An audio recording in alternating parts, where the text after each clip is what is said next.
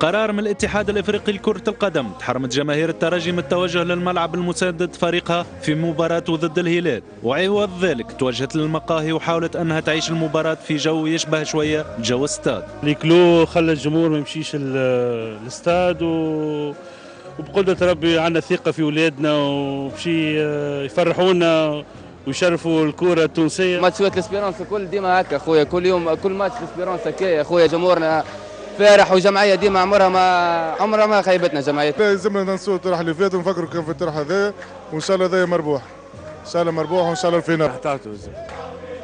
اللي جاي يربح قضقض وربي معانا ان شاء الله زينه. نحس صعيب شويه ان شاء الله ربي معانا. الشوط الاول ما كانش كيف ما حبته الجماهير، خاصه وانه فريقها ما تمكنش من التسجيل رغم تعدد الفرص. متوسط اللعب مازال والله بريمير ميتون ضغطنا ما مركيناش، الله غالب ان شاء الله دوزيام ميتون ان شاء الله نمركز دوزيام ميتون. الميتون الاولى كاين الترجي استسلته شويه البارتي على اللعبه اللي لعبتها في السودان.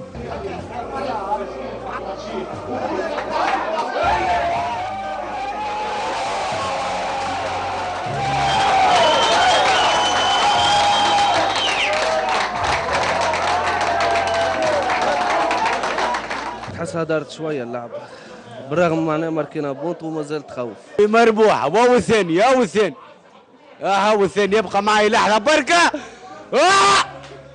الزعمه بركه الثاني يا بو. وزاد في الفرحة هدف البوعزي، وخرجت الجماهير فرحانة بتأهل ثاني على التوالي لنهائي كأس رابطة الأبطال الإفريقي.